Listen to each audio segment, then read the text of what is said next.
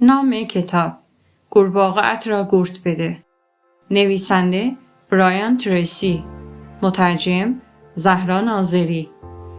مقدمه: امروزه دوران خوبی برای زندگی کردن است. در هیچ زمانی به این اندازه امکانات و فرصت‌های گوناگون برای رسیدن به اهداف وجود نداشته. آنقدر کارهای مختلف برای انجام دادن وجود دارد که موفقیت شما در زندگی به چگونگی انتخاب و تصمیم گیری از میان آنها بستگی دارد. اگر شما هم مانند بیشتر مردم این زمانه باشید، حتما با مشکل کمی وقت و زیاد بودن کارها مواجه هستید. در حالی که مشغول انجام کاری هستید، کارها و وظایف جدیدی به شما محول می شود. به همین علت شما نمی توانید تمام کارهایتان را انجام دهید و از برنامه عقب می افتید. با این شرایط، توانایی شما در پیدا کردن مهمترین کارهایی که باید شروع کنید و سریع به پایان برسانید، به احتمال زیاد بیش از هر مهارت دیگری در موفقیت شما نقش خواهد داشت. از قدیم گفتند اگر اولین کاری که باید هر روز انجام بدهی این باشد که قورباغه زندگی را گورت بدهی، در بقیه روز خیالت راحت خواهد بود که سخت‌ترین اتفاقی را که ممکن است در تمام روز برایت پیش بیاید را پشت سر گذاشته ای. قورباغه شما یعنی بزرگترین و مهمترین کاری که باید انجام دهید. کاری که اگر الان آن را انجام ندهید، به احتمال زیاد همینطور برای انجام آن تنبلی خواهید کرد. کاری که در حال حاضر بیشترین تأثیر را روی زندگی شما دارد. مردم قدیم گفتند اگر می‌خواهید 2 قورباغه را بخورید، اول آن قورباغه ای را که زشت‌تر است را بخور. معنی این جمله این است که اگر می‌خواهید 2 کار مهم را انجام دهید، اول کاری که بزرگتر، سخت‌تر و مهمتر است را انجام دهید. باید بلافاصله دست به کار شوید، پایداری داشته باشید و قبل از اینکه به کار دیگری مشغول شوید، این کار را به پایان برسانید. اگر قورباغه زنده ای را بخورید، دلیلی ندارد که مدت زیادی بنشینید و آن را تماشا کنید. راه رسیدن به سطوح بالای کارایی و بهره‌وری این است که این عادت را در خود ایجاد کنید. هر روز صبح اول به سراغ مهمترین کار خود بروید و بدون اینکه وقت زیادی را صرف فکر کردن درباره آن بکنید، قورباغه خود را گورت دهید. حداقل 95% موفقیت شما در زندگی بستگی به عادت‌هایی دارد که در طی زمان کسب می‌کنید. عادت مشخص کردن اولویت‌ها، ثبات در انجام کارها، غلبه بر تنبلی مهمترین وظایف یک مهارت ذهنی و جسمی است. شما می توانید این عادت را با تمرین و تکرار مداوم یاد بگیرید و آنقدر ادامه دهید تا در ناخودآگاه شما بنشیند و بتوانید آن را به صورت غیر ارادی انجام دهید.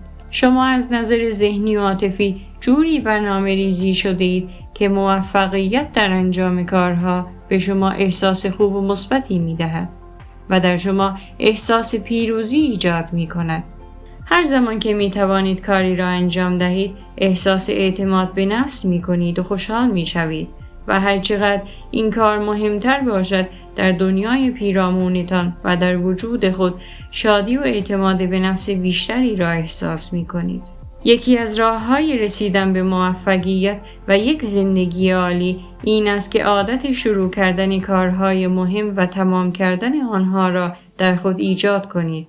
وقتی به این مرحله رسیدید، این عادت چنان قدرتمند می شود که به پایان رساندن کارهای مهم را آسانتر از رها کردن آن خواهید یافت. شما با تمرین مداوم می توانید به هر مهارتی دست پیدا کنید. ذهن انسان مانند یک ماهیچه است و هر چقدر بیشتر از آن کار بکشید، قوی‌تر می شود و قابلیت بیشتری پیدا می کند. شما با تمرین می توانید هر رفتار یا مهارتی که می خواهید را در خود ایجاد کنید. برای ایجاد عادت توجه بر روی مهمترین کارها به 3 ویژگی اساسی نیاز دارید: تصمیم گیری، انضباط، اراده.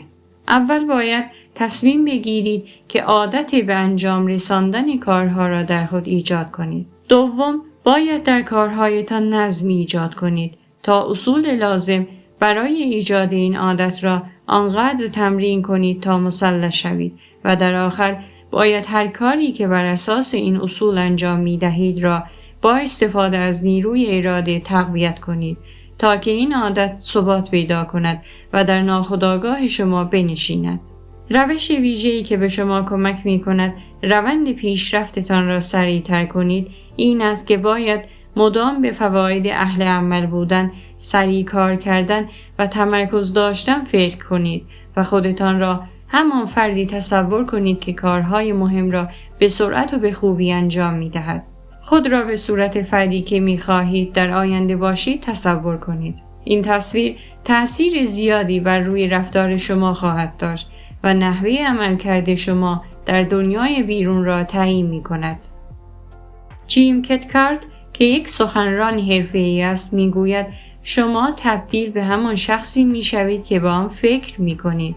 وقتی با تمرین و تکرار خودتان را تربیت می کنید تا از تنبلی دور شوید و سریعاً کارهای مهم خود را انجام دهید، در جاده زندگی و کار وارد خط سرعت می شوید و مانند این است که پایتان را روی پدال گاز فشار دهید. پس قورباغه را قورت بده. 1. سفره را بچینید. برای رسیدن به موفقیت باید هدف مشخص باشد، یعنی فرد بداند که دقیقاً چه می‌خواهد و به شدت خواستار به دست آوردن آن باشد. ناپلئون هیل. قبل از آن که شروع به خوردن قورباغه خود کنید، باید بدانید در هر قسمت از زندگیتان می‌خواهید به چه چیزی برسید. روشن بودن هدف مهمترین اصل در بالا بردن کارایی فردی است. دلیل اینکه بعضی از مردم می‌توانند کارها را سریعتر انجام دهند این است که هدفها و برنامه‌های مشخصی دارند که به آن عمل می‌کنند. آن چیزی که می‌خواهید به آن برسید هر چقدر برایتان واضح‌تر باشد، راحت‌تر می‌توانید بر تنبلی غلبه کنید و قورباغه‌تان را بخورید. یکی از دلایل تنبلی و نداشتن انگیزه، مشخص نبودن هدف و نامنظمی افکار در مورد کاری که می‌خواهید انجام دهید است. افکارتان را روی کاغذ بنویسید. این یک روش عالی برای رسیدن به موفقیت است. فقط 3% از مردم هدفهای مشخصی دارند و آنها را روی کاغذ می‌آورند و این افراد در مقایسه با بقیه مردم که افکار خود را روی کاغذ نمی‌آورند 5 تا 10 برابر بیشتر کارایی دارند. شما می توانید تا آخر عمر از یک روش مؤثر برای مشخص کردن و رسیدن به هدفهایتان استفاده کنید. این روش 7 مرحله ساده دارد. با رسیدن به هر کدام از این 7 مرحله می توانید کارایی خود را 2 تا 3 برابر بیشتر کنید. مرحله اول، تعیین کنید دقیقاً چه می خواهید. به تنهایی یا با رئیستان بنشینید و در مورد هدفها و برنامه‌هایتان صحبت کنید تا کاملاً برایتان روشن شود که رئیس شما چه انتظاری از شما دارد. عجیب است که افراد زیادی مدت‌ها مشغول انجام کاری کم اهمیت می‌شوند چون هرگز تصمیم نگرفتند با رئیس خود در مورد چنین موضوع مهمی صحبت کنند. قانون، یکی از بدترین راه‌های استفاده از وقت آن است که کاری که به هیچ وجه لازم نیست را به بهترین شکل انجام دهیم. استفان کاوی می‌گوید پیش از آن که از نردبان موفقیت بالا روید، ابتدا مطمئن شوید که نردبان را به ساختمان مناسب تکیه داده اید. مرحله دوم، هدف خود را روی کاغذ بنویسید. وقتی هدفتان را روی کاغذ می‌نویسید، آن را شفاف و قابل لمس می‌کنید. هدفی که روی کاغذ نیامده باشد فقط یک آرزو یا رویاست و منجر به سردرگمی و گمراهی می‌شود. مرحله سوم، برای هدف خود مهلت مشخص کنید. هدفی که برای انجام آن مهلتی مشخص نشده باشد، هیچ فوریتی برای انجام آن وجود ندارد و یک آغاز یا پایان واقعی ندارد. کارها و مسئولیت‌هایی که مهلت مشخصی برای انجام آن وجود ندارد، طبیعتاً به تعویق می‌افتند. مرحله چهارم، از کارهایی که باید برای رسیدن به هدفتان انجام دهید، لیستی تهیه کنید. هر بار که کار جدیدی به ذهنتان آمد، آن را به لیست فعالیت‌ها اضافه کنید و این کار را تا کامل شدن لیست ادامه دهید. این لیست به شما تصویر قابل مشاهده‌ای از وظیفه یا هدف اصلی و یا راهی که در آن بتوانید بی‌وقفه ادامه دهید ارائه می‌کند و درصد رسیدن به هدفتان را افزایش می‌دهد. مرحله 5: لیستی که تهیه کرده اید را به یک برنامه تبدیل کنید. کارهایی که به صورت لیست درآورده اید اولویت بندی کنید و مشخص کنید که چه کاری باید اول انجام شود. شما با داشتن یک هدف مکتوب و برنامه منظم توانایی خود را چند برابر می کنید و از افرادی که هدفهایشان را در ذهن نگه می دارند و با خود حمل می کنند کارایی بیشتری خواهید داشت. مرحله 6: هر کاری که می توانید انجام دهید. برنامه متوسطی که بسیار خوب اجرا شود بهتر از یک برنامه عالی است که هیچ اقدامی برای انجام آن نشود. برای رسیدن به هر موفقیتی اجرای برنامه مهمتر از همه چیز است. مرحله 7: تصمیم بگیرید که هر روز برای اینکه قدمی به سوی هدف اصلی خود بردارید کاری انجام دهید. این کار یا فعالیت را در برنامه روزانه خود قرار دهید. هر روز تعدادی صفحه در مورد موضوع مورد نظر مطالعه کنید. مدت زمان مشخصی ورزش کنید. از یک زبان خارجی چند واژه جدید یاد بگیرید. هرگز یک روز را بیهوده تلف نکنید. به جلو حرکت کنید.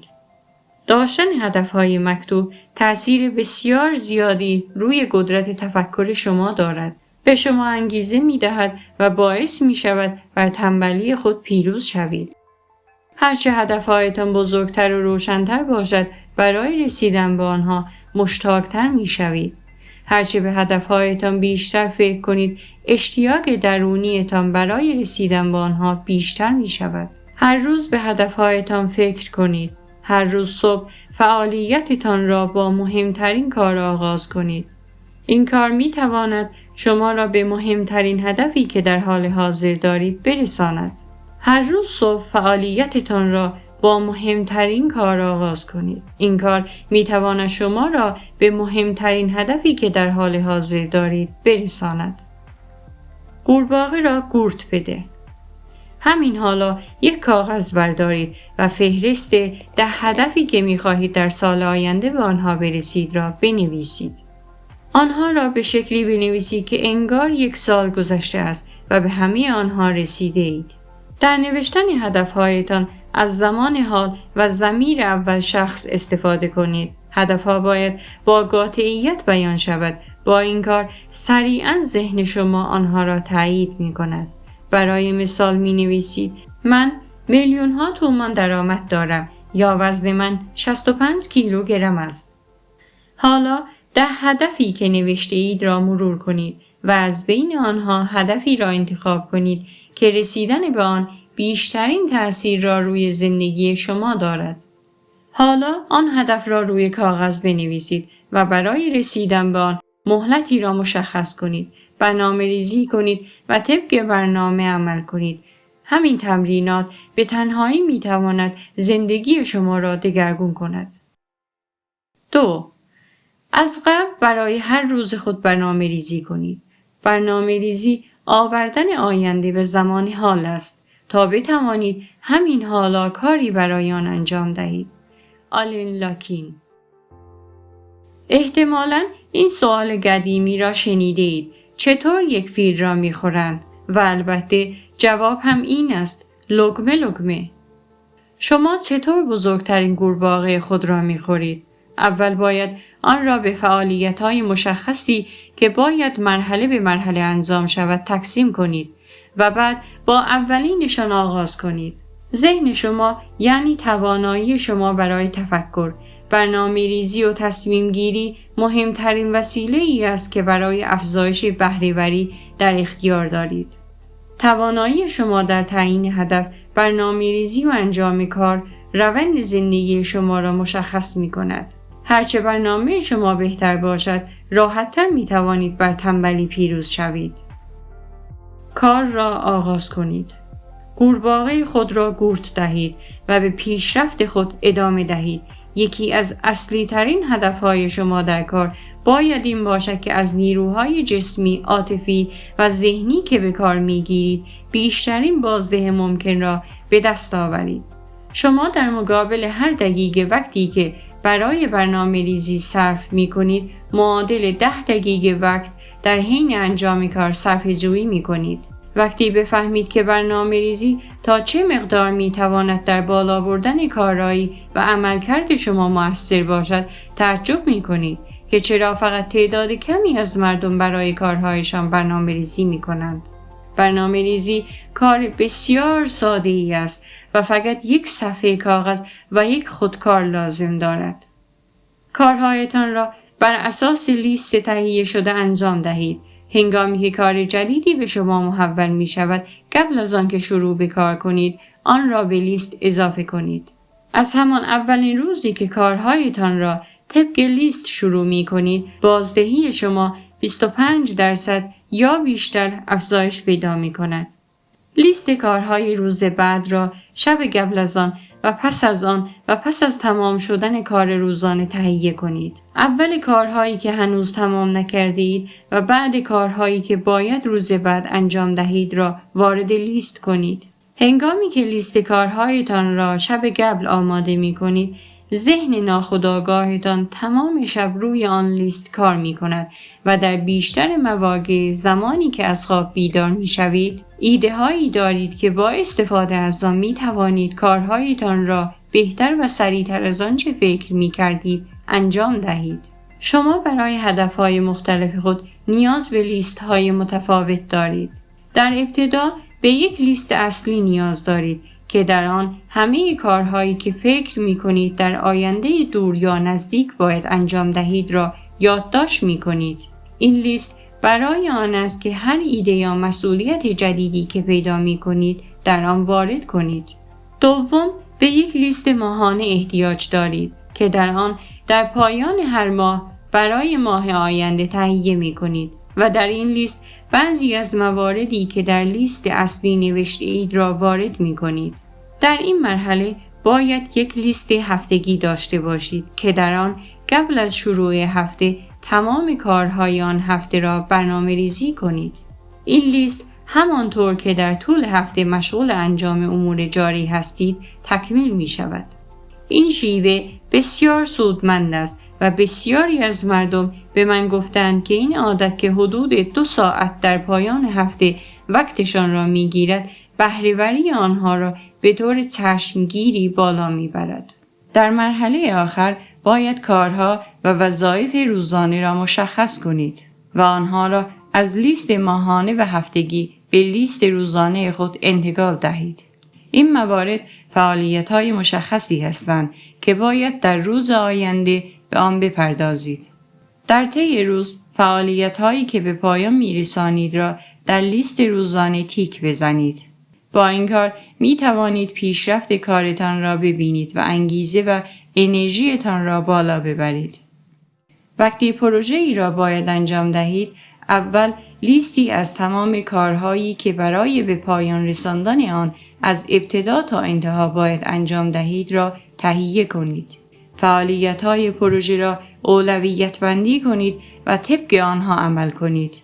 یکی از مهمترین قوانین کارایی فردی قانون 10-90 است. این قانون میگوید 10% وقت اولیه‌ای که قبل از شروع کار صرف برنامه ریزی می کنید، معادل 90% از وقتی را که حین انجام فعالیت ها مصرف می کنید صرفه جویی می کند. کافی است این کار را فقط یک بار انجام دهید تا به درستی آن اطمینان پیدا کنید. وقتی کارهای روزانه تان را از قبل برنامه ریزی می کنید، شروع و ادامه دادن آنها آسانتر می شود. کارهایتان سریعتر و راحتتر پیش می رود. احساس قدرت و توانایی بیشتری می کنید و در آخر توقف ناپذیر می شوید. قورباغه را قورت بده. از همین لحظه تهیه برنامه روزانه، هفتگی و ماهانه خود را آغاز کنید. یک دفترچه و یا یک برگه کاغذ بردارید و تمام کارهایی که باید در 24 ساعت آینده انجام دهید را بنویسید. اگر ایده جدیدی بعداً به ذهنتان رسید، آن را هم به لیستتان اضافه کنید. لیستی از تمام کارهای بزرگی که می‌خواهید در آینده انجام دهید تهیه کنید و آنها را اولویت بندی کنید. برای این کار می توانید پایان کار را تصور کنید و از آخر به اول بیایید. روی کاغذ فکر کنید. همیشه از روی لیست کار کنید. در این صورت خودتان متحیر خواهید شد که چقدر کارایی شما بیشتر شده و راحت‌تر می توانید قورباغه را قورت دهید. 3. قانون 20-80 را در همه امور استفاده کنید.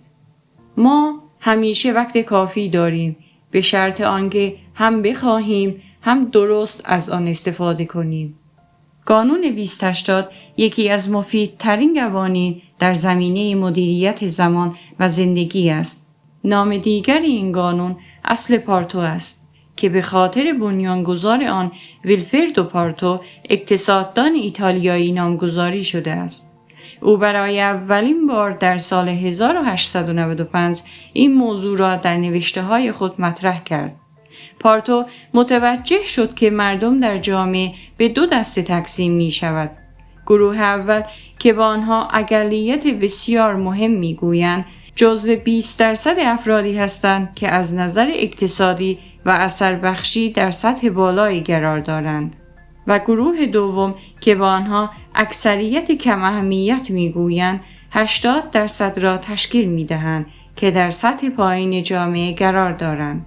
او بعدها متوجه شد که عملاً تمام فعالیت‌های اقتصادی جزو این قانون هستند. به عنوان مثال، طبق این قانون 80% از نتایجی که شما به دست می‌آورید نتیجه 20% از فعالیت‌های شماست. 20% از مشتریان شما 80% از کل فروش شما را خریداری می‌کنند. در اینجا به موضوع جالبی می‌رسیم و آن این است که انجام هر کدام از کارهای موجود در لیست شما ممکن است به یک اندازه وقت شما را بگیرد، اما انجام یک یا 2 تای آنها چند برابر سودمندتر از بقیه موارد خواهد بود. گاهی ممکن است پیش بیاید که یک کار از 10 کاری که در لیست خود دارید با ارزشتر از بقیه باشد. این کار بدون شک همان قورباغه‌ای است که باید زودتر از همه قورت دهید. بیشتر مردم را می‌بینید که به ظاهر در تمام روز مشغول کار هستند ولی نتیجه بسیار کمی می‌گیرند. دلیل آن این است که آنها مشغول انجام کارهایی هستند که ارزش پایینی دارد و در انجام 1 یا 2 کاری که واقعاً می‌تواند در حرفه‌ای که به آن مشغولند تحول ایجاد کند تنبلی می‌کنند. با ارزش‌ترین کارهایی که می‌توانید در هر روز انجام دهید اغلب سخت‌ترین و پیچیده‌ترین کارها هستند، اما بازده انجام آنها می‌تواند بسیار فوق‌العاده باشد. به همین دلیل باید قاطعانه از انجام کارهایی که جزو 80% کم اهمیت هستند دوری کنید و کارهایی که جزو 20% ارزشمند هستند را انجام دهید. قانون در مقابل این وسوسه که اول کار کوچک را انجام دهید مقاومت کنید. بدانید که وقتی تصمیم می‌گیرید کاری را بارها و بارها انجام دهید، این کار نهایتاً به یک عادت تبدیل می‌شود و ترک آن مشکل است. اگر تصمیم بگیرید هر روزتان را با کارهای کم اهمیت شروع کنید، به زودی این یک عادت در شما می‌شود و هر روز را با کارهای کم ارزش شروع می‌کنید. صحیح نیست که بخواهید چنین عادتی را در خود بپرورانید. مدیریت زمان در واقع مدیریت زندگی و مدیریت فردی و یا تحت کنترل درآوردن جریان وقایع است. با استفاده از مدیریت زمان همیشه آزاد خواهید بود که فعالیت‌های بعدی و فعالیت‌های پس از آن را انتخاب کنید. توانایی شما در انتخاب بین کارهای با اهمیت و کم اهمیت کلید تعیین میزان موفقیت شما در زندگی است. افراد مؤثر همیشه خود را موظف می‌کنند تا انجام کارهای مهمی که پیش رو دارند را آغاز کنند. این افراد خود را مجبور می‌کنند که قورباغه را هر چه که می‌خواهد باشد قورت بدهند در نتیجه این افراد بسیار بیشتر از افراد معمولی کارایی دارند و خوشبخت‌تر هستند. قورباغه را قورت بده. همین حالا لیستی از تمامی هدفها، پروژه‌ها و مسئولیت‌های خود تهیه کنید. کدام یک از آنها جزو 10 یا 20% از کارهایی هستند که 80 یا 90% از نتایج مورد نظر شما را به بار می‌آورند و یا می‌توانند در آینده به بار آورند؟ از همین امروز با قاطعیت تصمیم بگیرید که وقت بیشتری را صرف فعالیت‌های معدودی کنید که می‌تواند در زندگی شما تحول عظیمی ایجاد کند و وقت کمی را صرف فعالیت‌های کم اهمیت بکنید. 4. عواقب هر کاری را مد نظر داشته باشید. میزان بزرگی و موفقیت هر فرد به این بستگی دارد که تا چه حد میتواند همه انرژی خود را در یک کانال واحد بریزد. اریسون سوت ماردن. نشانه تفکر برتر یک انسان این است که بتواند پیشبینی درستی درباره عواقب انجام دادن یا ندادن یک کار داشته باشد. اینکه یک کار تا چه اندازه برای شما اهمیت دارد بستگی به پیامدهای بالقوه آن کار دارد. دکتر ادوارد بنفیلد از دانشگاه هاروارد بعد از 50 سال تحقیق و پژوهش به این نتیجه رسید که داشتن یک دید بلند مدت اساسی ترین عامل پیشرفت‌های اقتصادی و اجتماعی آمریکاست. کسانی که آینده نگری دارند همیشه می توانند در مورد وقت و فعالیت‌هایشان بهتر از کسانی که کمتر در مورد آینده فکر می کنند تصمیم بگیرند. قانون داشتن تفکر دراز مدت باعث بهبود در تصمیم گیری های کوتاه مدت می شود. افراد موفق در مورد آینده دید روشنی دارند و درباره 5، 10 و یا 20 سال آینده فکر می کنند. در کارتان داشتن تصویری روشن از آنچه در دراز مدت برای شما دارد، تصمیم گیری های کوتاه مدت شما را در مورد اینکه چه کارهایی در اولویت قرار دارند بسیار آسان‌تر می کند. کارهای مهم و ضروری ذاتاً نتایج بلند مدت دارند و کارهای غیر مهم تأثیرات بلند مدت کمی دارند و یا اصلاً نتیجه‌ای ندارند. قبل از شروع هر کاری از خود بپرسید که انجام دادن یا ندادن این کار چه تأثیر بلند مدتی بر زندگیتان خواهد داشت. قانون آینده نگری فعالیت‌ها و کارهای فعلی ما را تحت تأثیر قرار می‌دهد و در بیشتر مواقع تعیین کننده فعالیت‌های کنونی ماست. هرچه اهداف آینده شما روشن‌تر باشد، تأثیرات بیشتری روی کارهایی که در زمان حال مشغول انجام آن هستید خواهد گذاشت. افراد موفق می توانند لذت‌های کوتاه مدت را به تعویق بیندازند و با کار و تلاش نتایج با ارزشی را در آینده به دست آورند. زمانی که فعالیت یا رفتاری را به روشنی برای خود تعریف کردید، هرچه تأثیرات مثبت آن کار روی زندگیتان بیشتر باشد، شما هم انگیزه بیشتری برای غلبه بر تنبلی و انجام سریع آن کار خواهید داشت. اگر دائما کارهایی که میتواند تغییر زیادی در زندگی شما یا جایی که در آن کار میکنید ایجاد کند، شروع کنید و به اتمام برسانید. تمرکز خود را حفظ کرده و پیشرفت خواهید کرد. قورباغه را قورت بده. منظم و دقیق لیست کارها و فعالیت‌های خود را بررسی کنید. دائم از خود بپرسید کدام پروژه یا فعالیت است که اگر آن را به بهترین نحو به انجام برسانم، بیشترین تأثیر مثبت را بر زندگی من خواهد گذاشت. چیزی که می‌تواند بیشترین کمک را به شما بکند به عنوان هدف خود در نظر بگیرید. برای رسیدن به آن برنامه‌ریزی کنید و بلافاصله طبق برنامه شروع به کار کنید. این کلمات فوق‌العاده را به خاطر بسپارید. اگر کار را شروع کنید، ذهن شما گرم می شود و اگر ادامه دهید، کار به انجام می رسد. 5. دائما از روش الف ب پ ت س استفاده کنید. تمرکز اولین قانون موفقیت است. یعنی همه انرژی خود را در یک نکته متمرکز کنید. مستقیما به سراغ همان نکته بروید و به چپ و راست منحرف نشوید. ویلیام ماتئوس. زمانی که قبل از شروع کارها برای برنامه‌ریزی و اولویت بندی بیشتر فکر کنید، می توانید کارهای مهمتری انجام دهید. هر چقدر که کاری برای شما مهمتر و با ارزشتر باشد، برای غلبه بر تنبلی و انجام آن کار انگیزه بیشتری خواهید داشت. روش الف ب پ ت س یک تکنیک غربی برای اولویت بندی است که می توانید همیشه از آن استفاده کنید.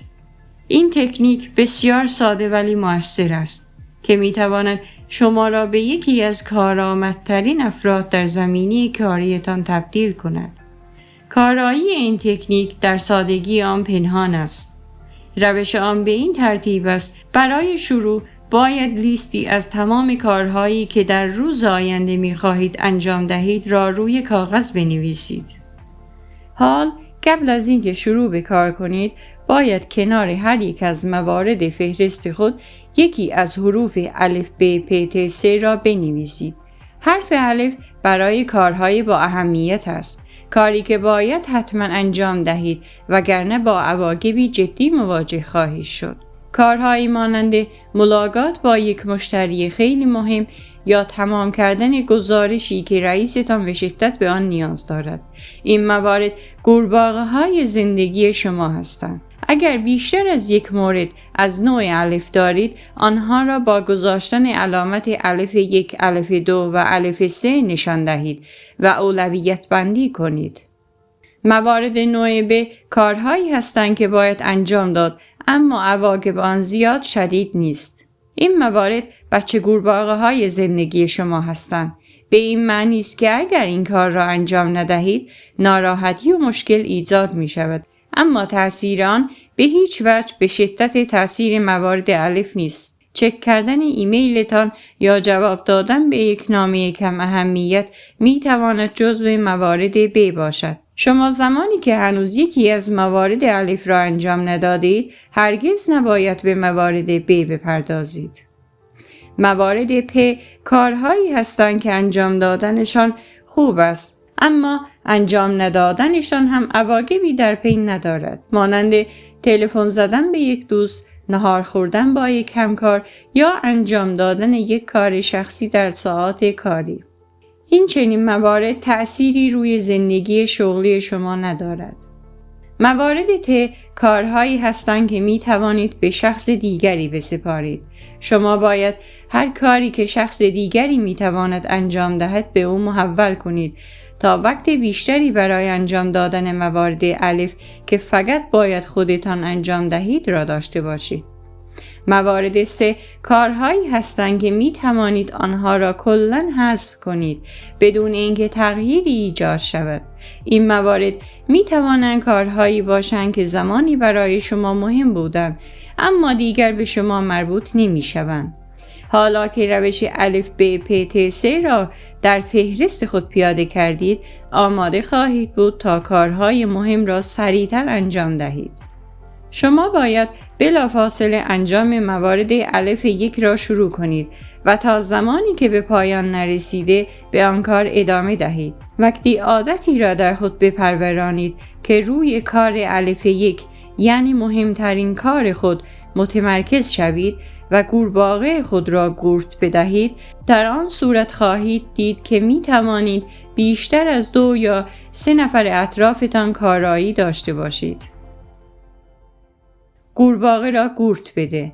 همین حالا لیست کارهای خود را بررسی کنید و در کنار هر یک از موارد آن الف ب پ ت س را بگذارید. کار الف 1 را انتخاب کنید و بلافاصله برای انجام آن اقدام کنید و تا آن کار را به پایان نرساندید دست به کار دیگری نزنید. در طول 1 ماه قبل از اینکه کاری را شروع کنید این روش را به کار گیرید. پس از 1 ماه عادت شروع و ادامه کارهایی که بیشترین اهمیت را برای شما دارد را پیدا کردید و آینده شما تضمین شده است. 6. روی اهداف اصلی متمرکز شوید. زمانی که تمام نیروهای جسمی و ذهنی متمرکز شوند، توانایی فرد برای حل مشکلات به طور چشمگیری چند برابر می شود. نورمن وینسنت پیل. چرا به من حقوق می دهند؟ این یکی از مهمترین سوال‌هایی است که در مدتی که به کاری مشغول هستید باید دائما از خودتان بپرسید. اگر جواب این سوال را ندانید، به سختی خواهید توانست کار خود را به بهترین شکل انجام دهید. ساده ترین جواب این است که شما را برای اهداف به خصوصی استخدام کرده اند. به شما در قبال کیفیتی معین از کار دستمزد پرداخت می شود و با مشارکت با کارهای دیگران محصولی یا خدمتی را به مشتریان می فروشید. در هر کار اهداف اصلی را می توان بین 5 تا 7 قسمت تقسیم کرد. این اهداف همانهایی هستند که شما باید برای انجام مسئولیت‌های خود و داشتن بیشترین مشارکت با سازمان خود به آنها دست پیدا کنید و عدم موفقیت شما در رسیدن به هر یک از اهداف اصلی می تواند باعث شود شغلتان را از دست بدهید. برای مثال، اهداف اصلی در مدیریت عبارتند از برنامه‌ریزی، سازماندهی، گرفتن پرسنل، تفویض اختیار، نظارت، ارزیابی و گزارشگیری. اینها زمینه‌هایی هستند که یک مدیر باید در آنها به نتایجی دست یابد تا بتواند در کار خود به موفقیت برسد. اهداف اصلی به شدت در کار شما نقش دارد و می تواند موفقیت یا شکست شما را تعیین کند. اگر می خواهید در کارتان موفق باشید، باید در حوزه اهداف اصلی کار توانا باشید. حوزه‌ای که مسئولیت اصلی آن با شماست و کسی دیگری در آن فعالیت نخواهد کرد. حوزه‌ای که از یک طرف برونداد کار شماست و از یک طرف درونداد کار دیگران و باعث همکاری بین شما و دیگران می شود. شما ابتدا باید اهداف اصلی کارتان را مشخص کنید. با رئیستان در این باره صحبت کنید و لیستی از بروندادهای حوزه کاریتان را تهیه کنید و مطمئن شوید بقیه افراد نیز با این فهرست موافق هستند. به عنوان مثال، برای یک منشی یا مسئول پذیرش، تایپ کردن یک نامه یا پاسخ دادن به تلفن‌ها و وصل کردن سریع و درست آنها به شخص مورد نظر از اهداف اصلی این شغل به شمار می آید. توانایی افراد در انجام صحیح و سریع این وظایف تعیین کننده میزان حقوق و پیشرفت آنهاست. بعد از آنکه اهداف اصلی کارتان را مشخص کردید، باید از 1 تا 10 به آنها نمره بدهید. باید بدانید که در کدام زمینه قوی و در کدام زمینه ضعیف هستید. هدفی که در آن ضعیفترین عملکرد را داشته اید، همان جایی است که شما باید سایر توانایی‌ها و مهارت‌های خود را به کار بگیرید. ضعف شما در یک زمینه می‌تواند مانع کارایی و اثربخشی شما و عامل اصلی برخوردها و در نهایت شکست شما بشود. یکی از دلایل اصلی تنبلی و تأخیر در انجام کار این است که مردم از انجام کارهایی که در گذشته در آن حوزه ضعیف بودند خودداری می‌کنند. این کار فقط وضع را بدتر می‌کند. هرچه توانایی شما در زمینه‌هایی که در آن ضعف دارید بیشتر شود، انگیزه شما برای انجام آن کار بیشتر می‌شود و کمتر تنبلی به سراغ شما می‌آید. واقعیت این است که هر کسی نقاط قوت و ضعفی دارد. از توجیه کردن و دفاع از نقاط ضعفتان دست بردارید. به جای این کار آن نقاط ضعف را دقیقاً مشخص کنید و برای هر یک از زمینه‌هایی که در آن ضعیف هستید برنامه‌ریزی کنید، فکر کنید و بهترین باشید.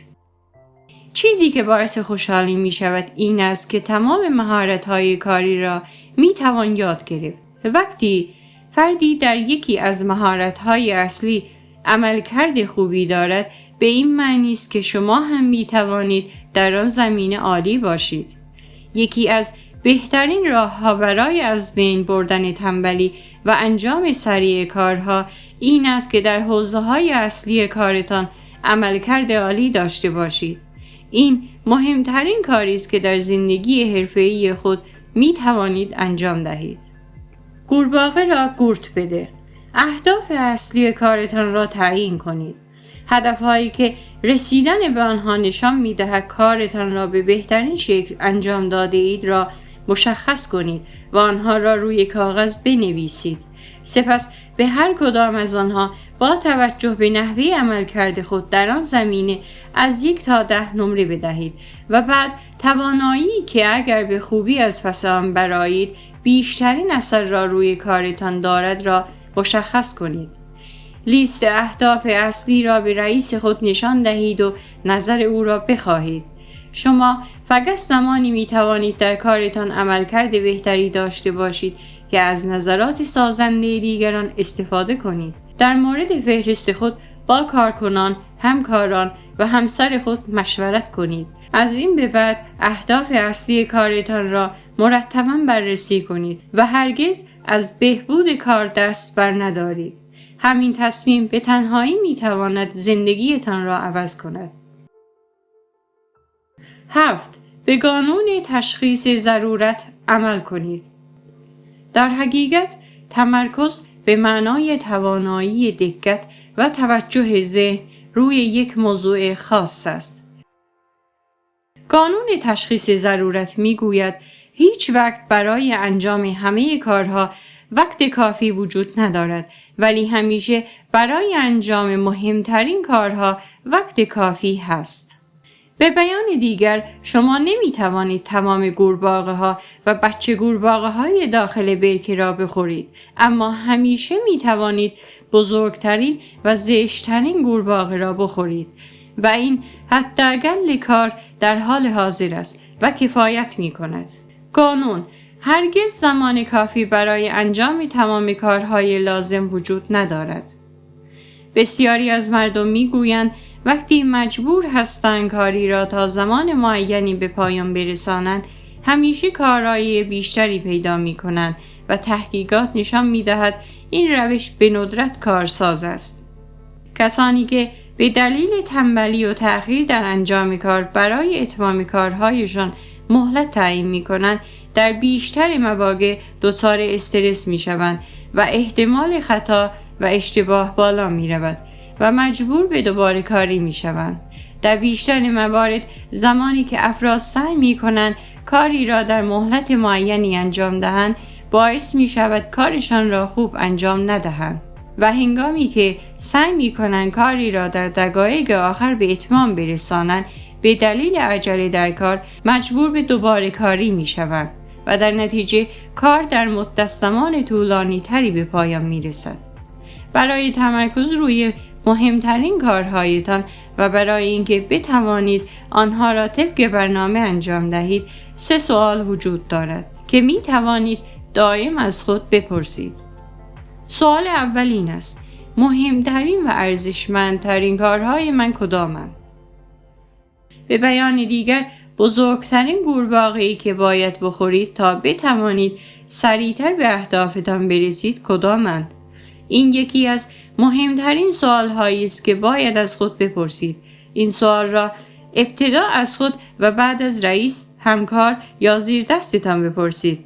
قبل از شروع کار باید توجهتان را روی فعالیت‌های کاریتان متمرکز کنید و مهمترین فعالیت‌های کاریتان را بشناسید. دومین سوالی که باید دائما از خود بپرسید این است: چه کاری است که اگر من و فقط من خوب انجام دهم تفاوت چشمگیری در زندگی و شغلم ایجاد خواهد شد؟ این سوال متعلق به پیتر دراکر، استاد بزرگ مدیریت است و یکی از بهترین سوالها برای رسیدن به کارایی فردی است. چه کاری است که شما و فقط شما می توانید انجام دهید که تفاوت چشمگیری در زندگی و یا کارتان ایجاد شود؟ این کاری است که فقط شما باید انجام دهید و اگر انجام ندهید کسی دیگری آن را انجام نخواهد داد.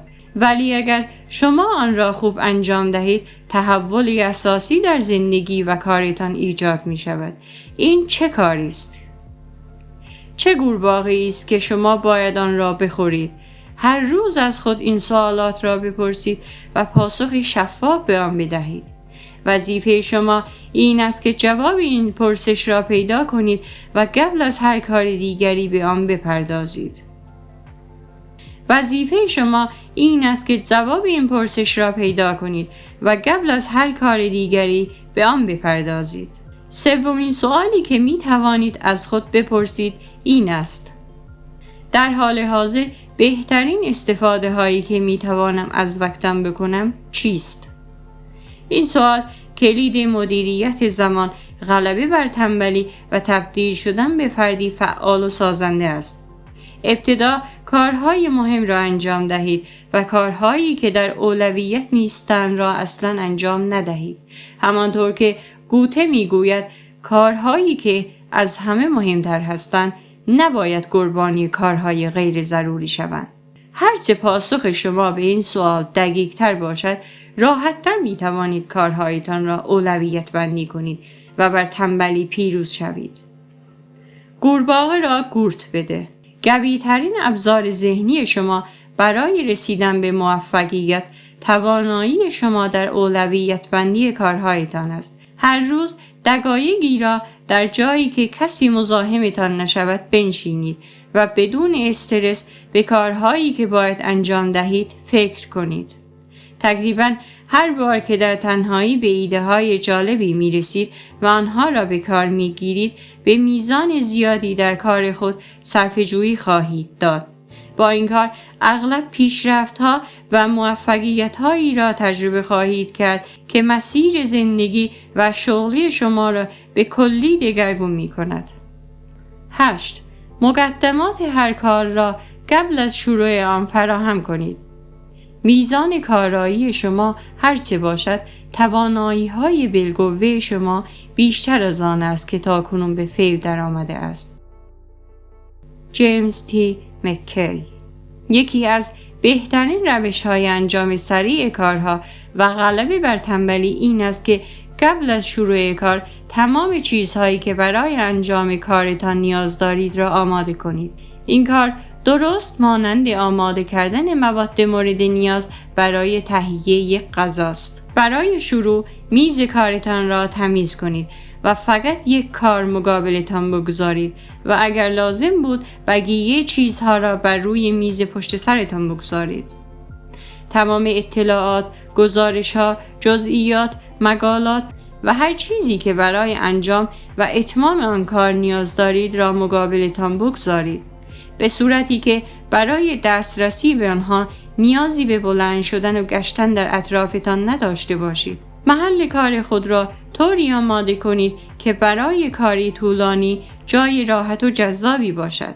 مطمئن شوید که صندلیتان راحت است و پشتی خوبی دارد و زمانی که روی آن می نشینید کف پاهایتان روی زمین قرار می گیرد. هرچه محیط کارتان تمیزتر و مرتبتر باشد، شروع و ادامه کار برای شما راحت تر است و با میل و رغبت بیشتری دست به کار می شوید. واقعا عجیب است که چه کتاب‌هایی که هرگز نوشته نمی‌شوند، چه جایگاه‌های علمی که هرگز اخذ نمی‌شوند و چه کارهایی که می‌توانست زندگی انسان را دگرگون کند اما هرگز به سرانجام نرسید. فقط به این دلیل که مردم اولین قدم را که تهیه مقدمات است بر نمی‌دارند. زمانی که روی صندلی می نشینید و همه چیز آماده در برابر شما قرار دارد، وضعیت فیزیکی افراد کارآمد را به خود بگیرید. پشتتان را صاف کنید و کمی از پشتی صندلی فاصله بگیرید. جوری رفتار کنید که انگار واقعا شخصیتی مؤثر و کارآمد هستید. آن وقت اولین مورد کاری را به دست بگیرید و به خودتان بگویید خب کار را شروع می کنیم و با کار درگیر شوید. آنقدر ادامه دهید تا آن را به پایان برسانید. قورباغه را قورت بده. به دقت به میز کارتان نگاه کنید و در خانه و در محل کار از خودتان بپرسید چطور آدمی در چنین جایی کار می کند. هرچه محیط کارتان تمیزتر و مرتب باشد، بیشتر احساس مثبت بودن، خلاقیت و اعتماد به نفس می کنید. همین امروز تصمیم بگیرید میز کارتان را تمیز کنید تا هر بار که پشت میزتان می نشینید احساسی فردی مؤثر و کارآمد را داشته باشید که آماده رسیدن به موفقیت است. 9. همیشه یک شاگرد باقی بمانید. تنها ابزار موفقیت که بیشک به آن احتیاج دارید، صرف نظر این که کارتان چیست، این است که بیشتر و بهتر از آنچه از شما انتظار می رود کارایی داشته باشید و خدمات عرضه کنید. ماندینو. یکی از دلایل تنبلی و عقب انداختن کارهای اصلی احساس عدم اعتماد به نفس و نداشتن توانایی در انجام آن کار است. این احساسات کافی است تا شما را از شروع کار باز دارد. توانایی و مهارت‌های خود را در حوزه اصلی کارتان دائما بروز کنید. بدانید که هر چقدر هم کاری را خوب انجام دهید، باز هم دانش شما دارد با سرعت زیادی قدیمی می شود. همانطور که پترالی مربی بسکتبال میگوید اگر در کارتان در حال پیشرفت نیستید و بهتر نمی شوید، پس دارید بدتر می شوید. یکی از مهمترین تکنیک های مدیریت زمان این است که باید کارهای اصلیتان را به بهترین شکل انجام دهید. هرچه در انجام یک کار اصلی توانایی و مهارت بیشتری داشته باشید، انگیزه شما برای انجام آن کار بیشتر خواهد شد و شوق و انرژی بیشتری برای انجام آن کار خواهید داشت. زمانی که بفهمید می توانید کاری را درست انجام دهید، می بینید که غلبه بر تنبلی برایتان آسان‌تر خواهد شد و تحت هر شرایطی می توانید کار را سریعتر انجام دهید. مقداری اطلاعات یا مهارت بیشتر می تواند تفاوت چشمگیری در میزان توانایی شما برای انجام کاری ایجاد کند. مهمترین کارهایی که انجام می دهید را مشخص کنید و برای بروز کردن دائم اطلاعات و مهارت‌های خود در این زمینه برنامه‌ریزی کنید. قانون یادگیری بیوقفه شرط لازم موفقیت در هر زمینه‌ای است. اجازه ندهید ضعف یا عدم توانایی در هر کدام از کارها یا وظایفتان شما را از پیشرفت دور کند. در کار و تجارت همه چیز را می توان یاد گرفت. هر چیزی که دیگران یاد گرفتند شما هم می توانید یاد بگیرید. هر روز صبح کمی زودتر از خواب بیدار شوید و حداقل 1 ساعت به مطالعه کتاب یا مجله‌ای بپردازید که اطلاعات موجود در آن به شما کمک می کند تا در حرفه خود کارایی بیشتری داشته باشید. در سمینارها و دوره‌های آموزشی که به مهارت‌های اصلی شما کمک می کند حضوری فعال داشته باشید. نوارهای ضبط شده جلساتی که در آن شرکت کرده اید را بخرید. برای آنکه ماهرترین فرد حرفه کاری خود باشید وقت صرف کنید. در زمان رانندگی به نوارهای آموزشی مرتبط به کارتان گوش دهید. هرچه اطلاعات بیشتری در زمینه کارتان داشته باشید، احساس اعتماد به نفس و انگیزه بیشتری برای ادامه این کار خواهید داشت. هرچه بیشتر بیاموزید، توانایی شما در یادگیری بیشتر می شود. همانطور که با تمرینات فیزیکی عضلات بدنتان را قوی‌تر می کنید، با تمرین ذهن نیز می توانید ذهنی قوی‌تر داشته باشید. قورباغه را قورت بده. از همین حالا تصمیم بگیرید که پروژه در خدمت خودتان را اجرا کنید. برای تمام عمر به عنوان یک شاگرد در حوزه کاریتان باقی بمانید. برای یک فرد حرفه‌ای مدرسه رفتن و آموختن هیچ وقت تمام نمی شود. چه مهارت‌هایی هستند که به شما کمک می کند در کارتان در زمان کمی به نتایج بهتری برسید؟ برای ادامه و پیشرفت کار به چه توانایی‌های کلیدی نیاز دارید؟ این مهارت‌ها را مشخص کنید و برای بهبود آنها برنامه‌ریزی کنید. سپس یادگیری را آغاز کنید. سعی کنید در کارتان همیشه عالی ترین باشید. 10. 10. استعدادهای منحصر به فرد خود را تقویت کنید. شما کار خودتان را انجام دهید، اما نه در حد وظیفه، بلکه کمی بیشتر و از روی سخاوت. همین مقدار کم به اندازه تمام کار ارزش دارد. دین بریگز. شما انسان فوق‌العاده‌ای هستید. در وجود شما استعدادهایی نهفته است که در انسان دیگری وجود ندارد و شما را از سایرین جدا می کند. کارهای به خصوصی است که شما می توانید انجام دهید و یا انجام دادن آنها را یاد بگیرید. شما باید حوزه هایی که می توانید بهترین عملکرد را داشته باشید پیدا کنید و در آن حوزه خیلی خیلی خوب شوید. دائما توانایی‌های منحصر به فرد خود را بررسی کنید. چه کاری است که شما می توانید بهتر از دیگران انجام دهید؟ در چه کاری مهارت دارید؟ مهمترین قورباغه‌ای که تا به امروز خورده اید کدام بوده؟ در گذشته چه چیزی بهترین سهم را در موفقیت شما داشته؟ باید بیابید که از انجام چه کاری بیشترین لذت را میبرید. همین واقعیت که از انجام بعضی کارها لذت بیشتری میبرید نشان میدهد که در درون خود آمادگی این را دارید که در آن زمینه برتر از دیگران باشید. یکی از مسئولیت‌های شما این است که کاری که به آن علاقه دارید را پیدا کنید و سپس تمام عشق و علاقه خود را صرف انجام آن کار کنید و به بهترین شکل آن را انجام دهید. افراد موفق کسانی هستند که با صرف زمان فهمیده‌اند که چه کاری را خوب انجام می‌دهند و از آن لذت می‌برند. به همین دلیل فقط در همان کار متمرکز می‌شوند. همواره باید بهترین قابلیت‌ها و نیروهای خود را برای شروع کردن و ادامه دادن به کارهایی صرف کنید که نقش کلیدی دارند. شما نمی‌توانید همه کارها را انجام دهید، اما می‌توانید کارهای معدودی را که در آن بهتر از دیگران هستید انجام دهید. کارهای معدودی که واقعاً تحول ایجاد می‌کنند. قورباغه را قورت بده.